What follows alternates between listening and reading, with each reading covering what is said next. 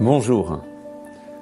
Parashat Vayeshev, texte dans lequel, un événement dramatique va avoir lieu, c'est la vente de Joseph par ses frères. Il y a un antagonisme. Il y a, on aurait dit aujourd'hui, une énorme incompréhension. Et sur la base de ce que j'appellerais une lecture erronée des comportements de leurs frères, ils vont décider de l'exclure et vont le vendre, et Joseph se retrouvera en Égypte. De multiples tribulations qui vont l'amener à un moment à se retrouver intendant dans la maison de Potiphar, dignitaire égyptien, avec cet événement bouleversant, la tentative de séduction que va voir la femme de Potiphar vis-à-vis de Yosef, qui, comme le texte de la Torah nous le dit, est extrêmement beau. Et Yosef résiste. Et Yosef dit non. Et dépité, celle-ci l'accuse à ce moment-là d'avoir voulu tenter de la violer, et il se retrouve en prison.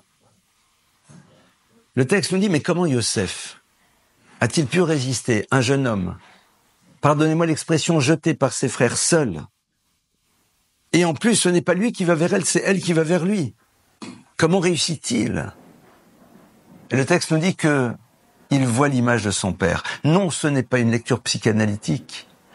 Il voit l'image de son père, et son père de lui dire « Sache que plus tard, sur le pectoral, il y aura en effet 12 pierres précieuses qui seront là pour rappeler les 12 tribus d'Israël dont tu fais partie. Voudrais-tu que ta pierre manque ?» Yosef, au fond, à ce moment-là réalise que ce passage à l'acte pourrait avoir des conséquences qui vont au-delà de ce qu'il pourrait imaginer. Cette conscience de la dimension impliquante de ce qu'il pourrait vivre lui donne la force de résister. Nous avons ici une leçon formidable. C'est que ce qui nous aidera dans la vie, à avoir un modèle de fonctionnement qui correspond à ce que Dieu attend de l'humain, dans tous les domaines, dans le rapport à l'autre et dans le rapport à Dieu, c'est d'essayer de s'interroger sur la dimension impliquante de nos actes, pour y puiser la force, pour être ce que nous avons véritablement envie de devenir.